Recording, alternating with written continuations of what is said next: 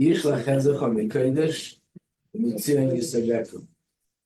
Yiskar Komen Chitzecha, Vaylascha Yidash Nesela. Yiten Lechochel Vavecha, V'chol Atzoscha Yimale. Neranu Bishua Secha, V'shem Eloheinu Nidger. Yimale Adonai Kol Mishalei Secha. Ata Yedaiti, Yeshia Adonai Meshichei. Ya'anehu Mishmei Korche, B'gvuros Yesha Yemina. Eila Barecha, Eila Basusim. Anachnu B'shem Adonai Eloheinu Naski. Hema Koru V'nafolu. Anachnu Kamnu V'naseidah.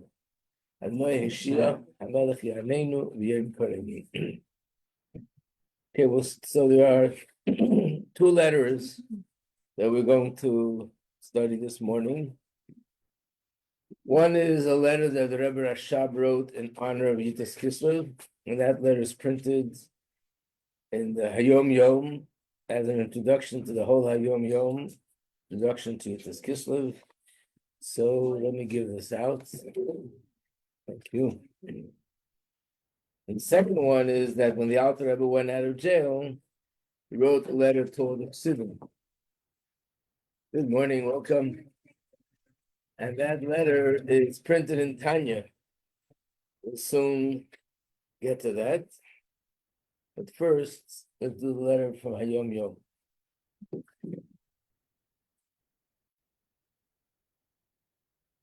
I mentioned this in class one of the days before, thank you, that this letter is a historic letter. It's not just a bracha for Yitzis Kislev, and not just a letter where it talks about how we have to become inspired. But in this letter, the Rebbe Rashab, that was the fifth Rebbe of Chabad, gave a whole new perspective on Yitzis Kislev that was never known before. And I'm going to read from the English. On the other side of the page, you have the Hebrew. So you have free choice the way you want to read, but I'll read in English. The Hayom Yom was written by our Rebbe, but the whole Hayom Yom is a compilation of sayings of the previous Rebbe. That's why it starts with the words, from a letter by my father, meaning the Frierdiker Rebbe is saying this is a letter of my father. It starts off by saying the 19th of Kislev, the festival of which we redeemed our soul in peace. This is the English of the words Pada, B'Shalom, Nafshi. And these three words, Pada, B'Shalom, Nafshi, became sort of synonymous with Yitas Kislev and with Geula in general. And the reason is not only because it's the same idea that David HaMelech also had people who were pursuing him, and Hashem saved him, and he said this prayer in the Tehillim. It's chapter 55, Pada B'Shalom Nafshi. And this is also redemption, so it's the same. It's more than that. Now, Alter Rebbe writes in a letter, and we mentioned it, I think, yesterday, that when he was saying Tehillim on that day, he came to this pasuk, Pada B'Shalom Nafshi, Mikravli, Kibrabim Hoyim Modi. That was the end of the pasuk, and the moment he finished the pasuk, before he started the next pasuk, they came to inform him that he's freed. So it means there's a very strong connection between the words in Till and Pada B'Shalom Nafshi and the Alter Rebbe's redemption. And as we see that throughout all the generations, every Rebbe of Chabad, most of the Maimorim of Chassidus related to Yitas Kislev are all on the pasuk Pada B'Shalom Nafshi. And this is that he redeemed our soul in peace and our soul's illumination and vitality. In Hebrew, it's our soul's v'chayas were given to us.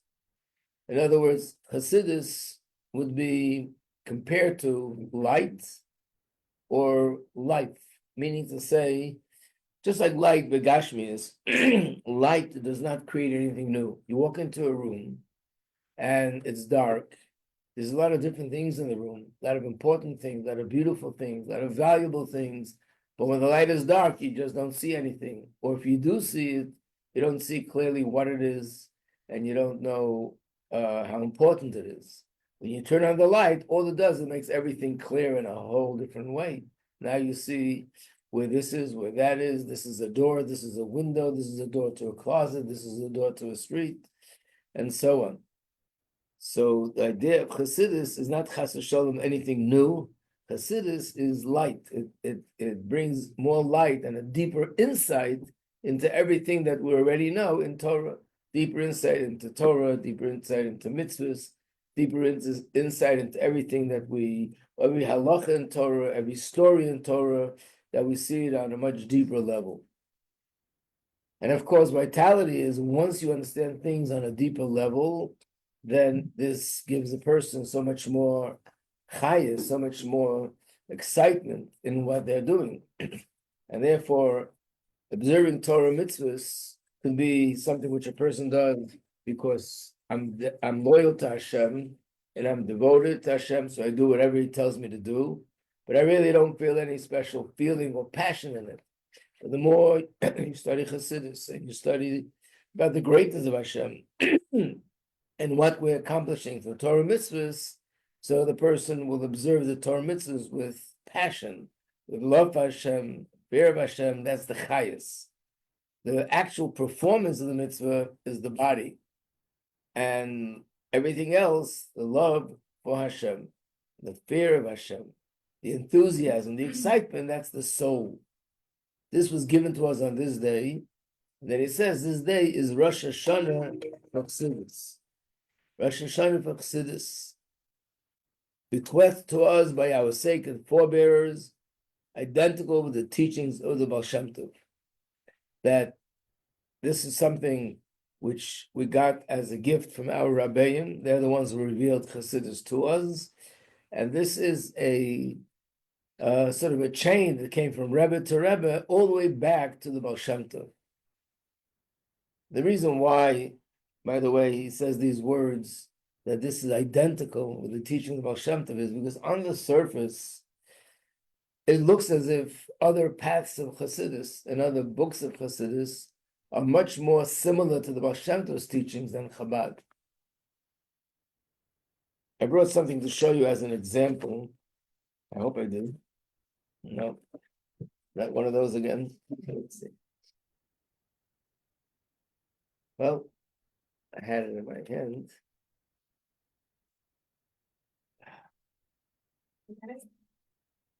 I don't know where to find it. I left it somewhere on my desk. Okay. Meant to be. That's exactly what it talks about, by the way. That everything is meant to be. So I guess I have to practice it. Anyway, it's just a page of Keser Shem Tov. That's the Sefer of Baal Shem Tov. And you can see on that page the teachings that he gives. Each one is literally 5 lines, 10 lines, 15 lines, very short little teachings. And this is the source for everything we know in Chassidus. All the other Rebbes outside of Chabad, when they taught Chassidus, was also similar, something short and brief. And if you look at their Sefer, it'll be 10 lines, sometimes a half a page, but that's generally what it looks like.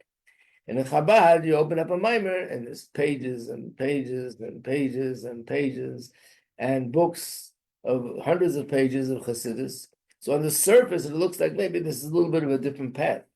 So therefore, he says, on the contrary, this is consistent with the teachings of Baal Shem Tov. It's just that in the Baal Shem Tov's times, which was the beginning, Chassidus was taught in that way. The second generation of the Maggid Mezrich, Chassidus was taught in that way. And the third generation is now where things have to be spread out more and elaborated more and so on. But it's all one chain, not Chas v'Shalom, any deviation. Good morning. This day is the beginning of your work. So these words that it's Rosh Hashanah v'Chassidus, that's the part that's revolutionary. That's the part that was never known before. And what does that mean? So he says it means that just like on Rosh Hashanah, Hashem makes a judgment. And the judgment is how much throughout the year I will be able to have sustenance, work, all the different things that a person wants and a person pursues. On Rosh Hashanah, Hashem makes that judgment, how much of it you'll get. And a similar point he's bringing out is with Chassidus, that the fact that a person studies Chassidus and the person is exposed to the deeper teachings of Torah is a gift from Hashem. But this also is judged by Hashem every year, how much I will merit to, number one, study Chassidus. Of course, I have to use my own free choice, but there's a bracha from above, how much I will merit to study and how much I will merit to be able to absorb and be sensitive to the teachings of Chassidus and benefit from it. And as we see, sometimes people study Chassidus and they're on fire and their whole life changes with such an excitement about Yiddishkeit. And there are other people that could study Chassidus and, okay, I don't see anything, I don't know. It's like, okay, nice idea, and keep moving. So that in itself is a schus. And when is the day of the year that Hashem makes that judgment? That's on the day of Yutas Kislev. Which, by the way, doesn't mean that this is not included in the general judgment on Rosh Hashanah. Rosh Hashanah is a general judgment. Then there are certain days in the year that are specific judgments. In fact, there's a Mishnah where it says that there are 4 days in the year that are called Rosh Hashanah. So, for example, one of them that everybody's familiar with is the Rosh Hashanah for the trees, which means that, of course, Hashem judges trees, how much water they'll have and how much they'll grow, and what will be with them on the general Rosh Hashanah. But then there's a specific judgment on the 15th day of Shvat, what will be with the trees throughout the world. And the same is here.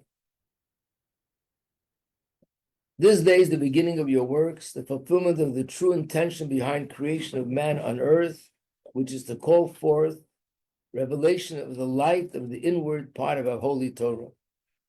In other words, ultimately, when Mashiach comes, we actually learn this when you study Rambam on the subject of Mashiach. When Mashiach comes, the whole world will be occupied with knowing Hashem and learning about the greatness of Hashem, which is basically learning the deeper, inner, more mystical part of Torah that teaches about the greatness of Hashem. So on this day, which is the day that Hashem sort of gave the green light and said, from now on, we're allowed to study this part of Torah, and that was sort of the beginning. So this day is leading us up to the ultimate purpose of creation, which is to come to the time of Mashiach. On this day, that light is called forth in a general way for the entire year, and it's our duty on this day to awaken our hearts with an innermost elemental desire and will in the very core of our heart, that Hashem illuminate our souls with the light of his inner Torah. And then he concludes with a prayer. From the depths, I call to you, Hashem. It's words from Tehillim, Mimakim Parasich Hashem, to elicit the depth and inwardness of Hashem's Torah and Hashem's mitzvahs, from the inwardness and the essence of the infinite of Hashem himself, to illuminate the inwardness of our soul. This letter can be studied and elaborated on for a few weeks, but just briefly, the Zohar says that Torah, Mitzvah, and Yiddishkeit is like a chain of 3 links. One link is Hashem, the other link is Torah and Mitzvahs, and the third link are Bnei Yisrael, the Jewish people. So Hashem connects to us, or we connect to him through Torah and through mitzvahs. But in each and one of these, there's 2 dimensions.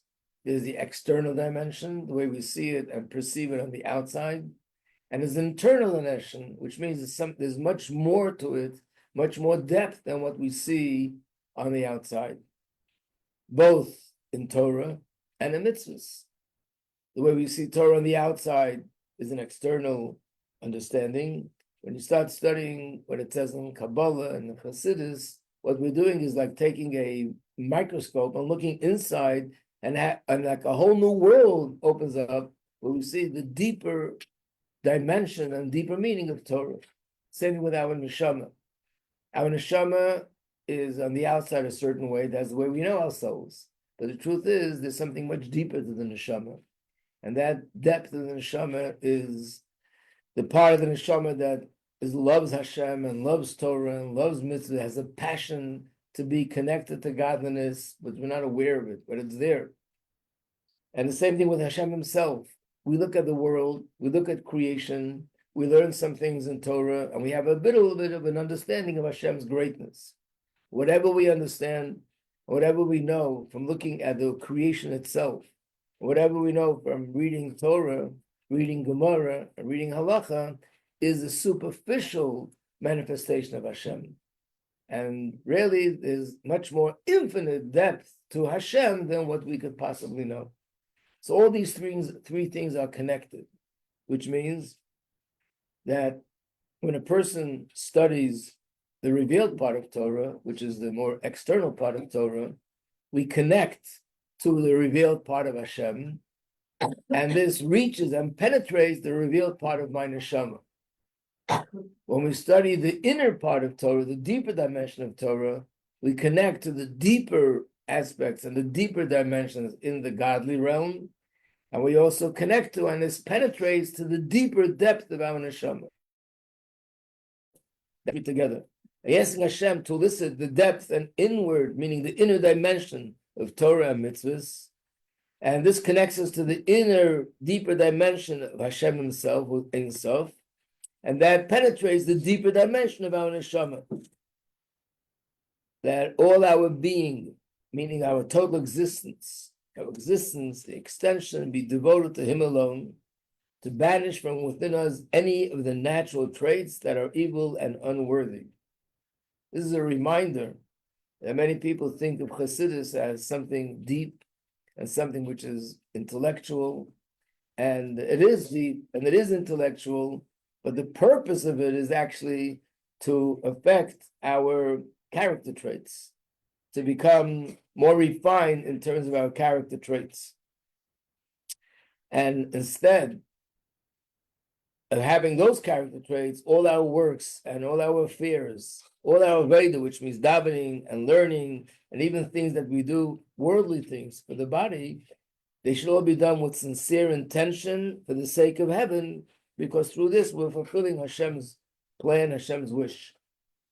May the merciful Father have compassion upon us, lead us along the good and righteous path, and may we see His face in uprightness. Now, this letter, which was considered like a new revelation regarding Rosh Hashanah of Chassidus, was written by the Rebbe Rashab. You see the date, 16th of Kislev, 5662, which was a few months before the Rebbe was born. We know when a tzaddik is born, it brings a whole new level of light into the world.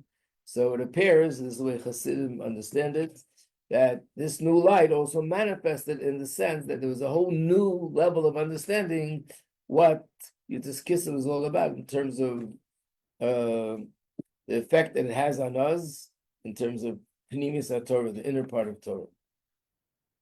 So this is the letter from the Rebbe Rashab. And then now we want to do the letter from the Alter Rebbe that is printed in Tanya. So here you can take, if you want, Tanya, and if you have a Tanya in Hebrew, or this is the English translation. This is Hebrew and English, sorry, this has both. Just wanted to show you this Tanya is a little Tanya, but I got this, Rabbi handed it to me. This was in connection to our Shlichus in Australia. So this is the Tanya, it's worn out, it's over 50 years old.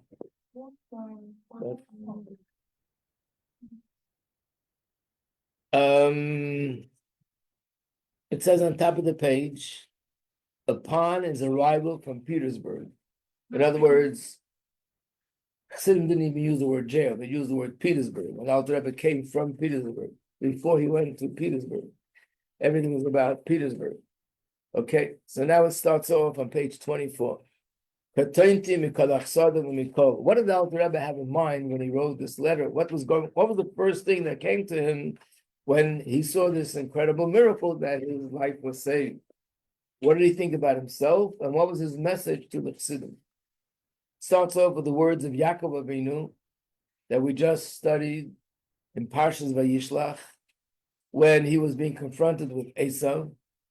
I have become small from all the favors and from all the truth. Pirush, what does this mean? The simple pshat, Rashi also talks about this pasuk. What does Yaakov mean? I became small. So Rashi says Yaakov was afraid of Esav. Why was he afraid of Esav? Hashem promised him that he's going to protect him. What was there to be afraid of? So Yaakov was afraid that he already had witnessed and benefited from so many miracles that Hashem performed for him, protected him from other things, from Lavan, and he protected him from Esav's son who attacked him initially. And he said to himself, now maybe I used up all my credits, so to speak. Maybe I used up all my merits, and now I don't deserve for Hashem to perform another miracle for me. That's what Rashi explains. So katainti means my merits became less. But there's a question here, because the words in the Chumash are katainti mikol chasadim. I became small, not my merits. I became small. So there must be a deeper meaning as well. What's the deeper meaning? Page 25. Every act of kindness that Hashem does for a person,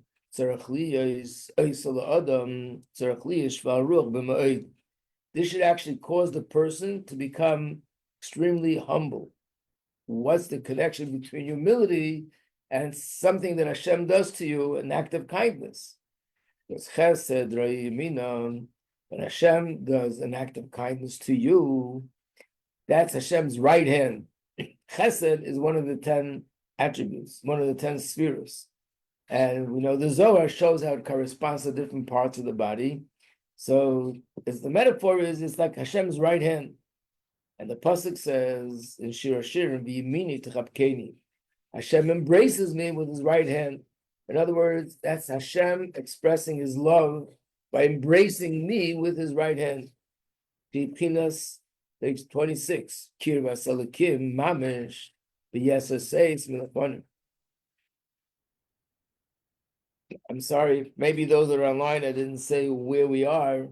This is in Tanya, the 4th volume of Tanya, which is called Igeres HaKodesh, and is the 2nd chapter base. Means Hashem is bringing me closer to him more than before. So in other words, when Hashem does a favor to a person, Hashem gives a person a bracha, that means I just experienced Hashem's embrace. Now Hashem loves me, but an embrace means an expression of a stronger love, a deeper love, a more pronounced love, by the fact that today he did something to me and for me, which was an act of love. The more a person is closer to Hashem, the more in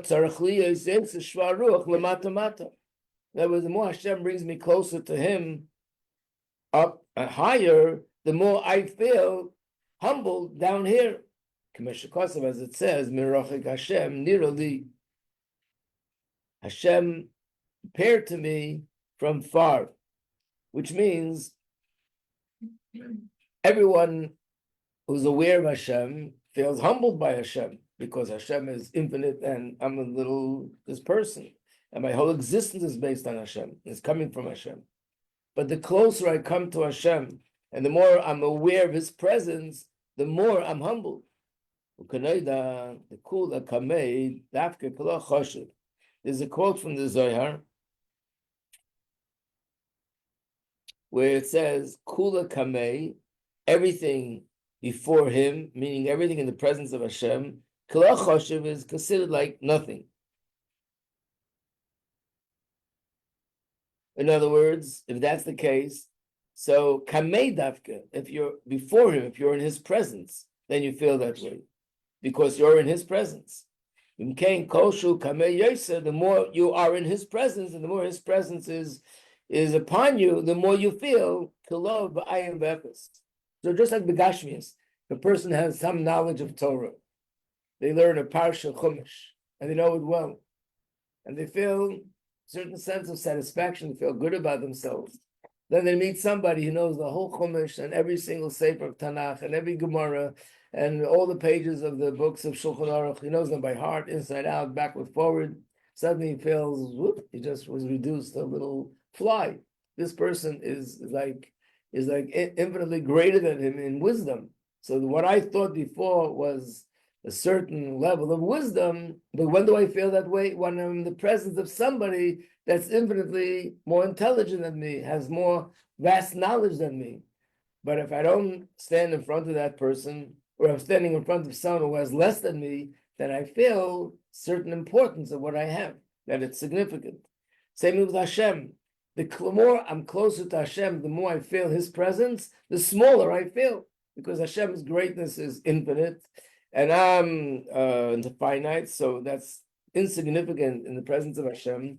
But the more I am in His presence, the more I feel humble. When do I feel more in His presence? When He embraces me, that means I feel His presence more. We know that the attribute of chesed is associated with Avram Avinu. He is the one who personifies chesed. But in Kedusha, we'll soon see there's also chesed in Klipa. So chesed in Klipa and Kedusha means that the more you experience Hashem's chesed, the more humble you feel. And in fact, we see that with Avram. Hashem did so many great things for Avram Avinu, and Hashem appeared to him, and Hashem spoke to him and gave him all the brachas that he had. What did Avram Avinu say?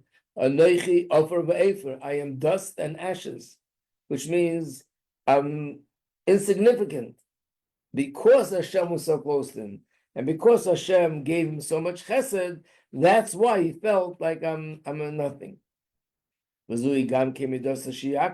the same with Yaakov Avinu. And this was the way he justified the fact that he had fear of Esav, because really he shouldn't have been afraid. Hashem promised him that he's going to protect him. And he didn't feel that it was sufficient that Hashem gave him that bracha, where he said, Hine anechi imach, I will be with you and I will protect you. Why did he feel that way? Because he was so small in his own eyes, because of all the kindness. Like I said before, one of the miracles were that Esav's son pursued him, wanted to kill him, and he said to Esav's son, his name was Eliphaz, don't do that, but he said, I have to fulfill, my father told me to do it. I have to listen to my father. So he said, take all the possession that I have. When a person, God forbid, loses all his possession, it's like, metaphorically, it's like he died. So he gave him everything. And Yaakov said, when I crossed the Jordan, when I crossed the river, all I had was just a stick. Everything else was taken away. But his life was saved, so it was a miracle. But he felt, in other words, when a person sees and realizes the Eibish's greatness, I feel that whatever I do, no matter how great it is, it still doesn't do justice for when we're talking about the greatness of Hashem. I told the story once, probably the Tishrei time, but it fits in perfectly over here. Remember, we told the story of Reb Sadia Goin that he visited in a different country or a different city. In those days, people didn't have cameras, so no one, they knew the name, they knew that he was the greatest leader of Jewry in the world, but nobody knew what he looked like. So people weren't aware that he was in town. But somehow or other, somebody did recognize him, and word got around. So one morning, a big crowd of people, a few hundred people, gathered by the hotel where he was staying. And this hotel or an inn was run by a Jew. This Jewish man walks out on the outside of his hotel in the morning, and he's shocked to see hundreds of people standing there. And he asked them, what's going on? Why is everybody here? And they said to him, don't you know that Reb Sadia Gaon, the great leader of Jewry, is in your place? He said, I had no idea. And then he came out to greet the people. When he came out to greet the people, this person broke down, was sobbing, and begging for forgiveness. He says, what are you begging for forgiveness for? You gave me food, you gave me linen, you gave me towels, you gave me breakfast, lunch, supper, whatever I needed. What do you ask for forgiveness? What did you do? Did you need forgiveness? And he said to him, but I didn't know it was you. Had I known it was you, I would have done it on a totally different level. Which means when he thought that he's serving an ordinary person, he felt very good about what he was doing. When he realized he was giving this service to Reb Sadia Gaon, he felt that what I did was not totally, doesn't do justice for serving such a great person. So it means sometimes you can do something that in ordinary circumstances, it's beautiful, it's amazing, you'll get a lot of compliments. There's other circumstances when you realize who you're doing it for, not only it's not beautiful, it could actually be considered the opposite.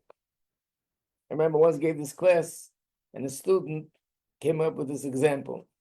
She said today they have beautiful, beautiful disposable, dishes and forks and spoons. Really looks like gold and silver, and it looks mamish like China. Everything's beautiful.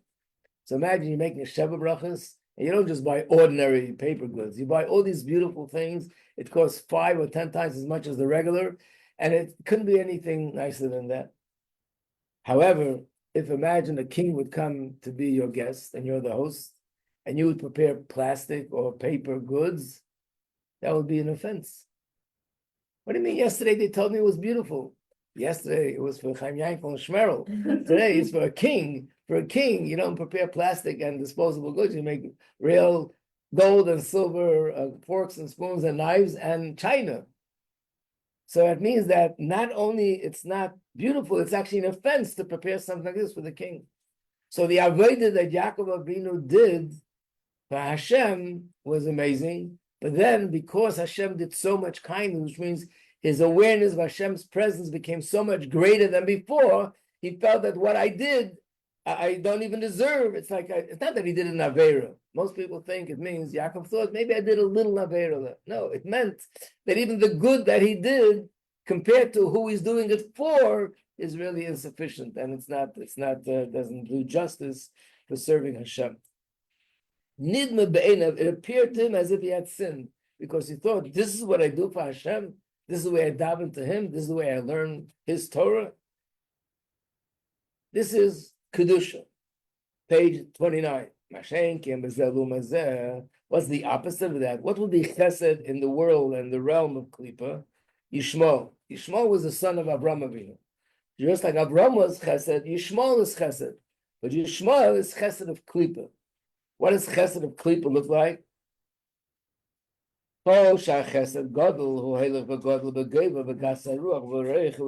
The more kindness he gets from Hashem, the more he grows in pride, in his arrogance, and feeling amazing about himself. Just the opposite. In fact, there's a pasuk that says that people who are wealthy naturally become very arrogant and have a lot of chutzpah. Why? Because they say to themselves, how come I'm making more money than anybody else? Obviously, I'm greater than everybody else. First of all, I'm smarter and I know what to do, how to run a business. And if I believe that Hashem gave it to me, why did Hashem give it to me, not to other people? Because I'm probably better than everybody else. So I deserve it. That's the way the mind of Klippa, of Yishmael works. So these are two opposite directions. In Kedusha, the more I get, the more I'm humbled. In Klippa, the more I get, the more I am become more arrogant. Number one, the arrogance comes from the fact that I don't even recognize that it comes from Hashem, and I give myself all the credit. So if I'm very successful, whether it's financially, academically, whichever way, if I'm successful, I attribute it to my greatness. And if I attribute it to my greatness, that makes me more arrogant. And the second thing is, even if I do recognize Hashem, what am I thinking?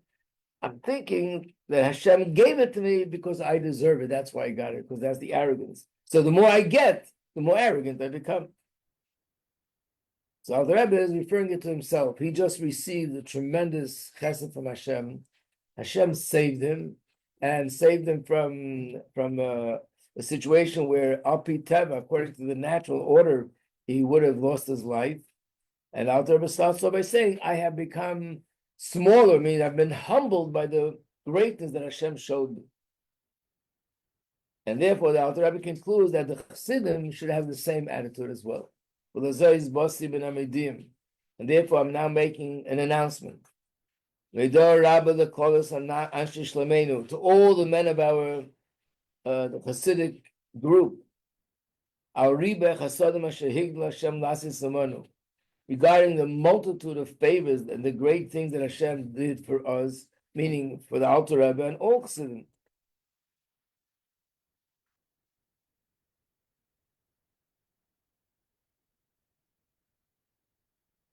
Page 30. We should follow Yaakov's path, not Chas v'Shalom Yishmael's, and become arrogant. You see, there was a confrontation here between us and them, and we won. But to be like Yaakov, Sha'ar Amo Yosheris Yisrael. Yisrael is another name for Yaakov. And Yidden are called Yisrael, sometimes they're called Bnei Yaakov, sometimes they're called Bnei Yisrael. But there's a pasuk, Sha'ar Amo Yosheris Yisrael, which means the remainder of Israel. But really it means Shemesim Asma Kishirayim Amoisus Mamer Shem B'Shem Tzerech, is the concept of bittul, of humility, that a person feels that he is sort of not that important. The bilti Rebbe Levav Machem, and not to be haughty and arrogant. But the harchiv aleim peh, and not to open your mouth towards them, or lisrika, not even to whistle at them, meaning to say, like the Friedrich Rebbe once said, it means not to say the aha, or as we say, you see, that's all you have to say, one word, you see, I won. But it's a way of arrogance, showing the other person that they were defeated, and I'm the one who came out on top. Haslima haskir, which means I'm giving a strict warning that it shouldn't even be mentioned. Hold your peace. Hazara Neran is saying this with a very strict warning. So what should you do?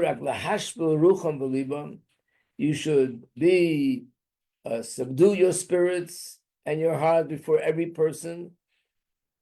Meaning, even when you meet one of those people who are the opponents, imagine what we're talking about. You're talking about meeting somebody that arranged that your Rebbe should be arrested and, God forbid, executed. And it was only a miracle that his life was saved. And even though his life was saved, he still suffered 53 days of terrible suffering. And yet, you should be humble towards them. Like it says, Meiner Rach, Meshiv Chema. A soft answer will turn away anger, which generally speaking means that if somebody is angry and they're all wound up, and I answer them with anger, their anger will only get more intense. And then my anger gets more intense, and their anger gets on them. At the end of the day, they both are screaming up to the roof. But if somebody screams at me and they're so angry, and I answer calmly, they're going to calm down. So the Alter Rebbe is saying, if you want to have any influence on another person, is by being calm and by being humble. The kule haivu ulai, and if I'll have that positive attitude to the other yid, then Hashem will perhaps put it in their hearts. Kemayim aparon upon. There's a pasuk that says that just like water reflects a face, which means if I show my face, expose my face to the water, what will I see in the water? I'll see an image of my own face, a reflection of me. And if I'm smiling, then this face in the water will also be smiling. If I have a sour face, then the sour in the water, the face will also be sour. So the hearts also reflect one another. If I will feel love to that person who actually turned out to be my enemy, and I'll feel love for him, perhaps that'll turn his heart around, and my love will be reflected in his heart, and he'll have love for me. So the Chassidim were warned by the Alter Rebbe that they shouldn't at all get into any kind of confrontation, to even think of saying anything, doing anything as sort of revenge, and not even to make any kind of nuances. Like he says, not even whistle, not a nuance to show that you won and they were defeated, but on the contrary, to be humble, on the contrary, to realize that one yid has to love another yid, and ultimately that'll turn things around, and that's exactly what happened. When the Chassidim had that attitude, ultimately, as a result of all the arrests and everything else, thousands of people turned around and they became Chassidim. Okay? I'll let Rabbi Greenberg come and take over. Yeah? Yeah.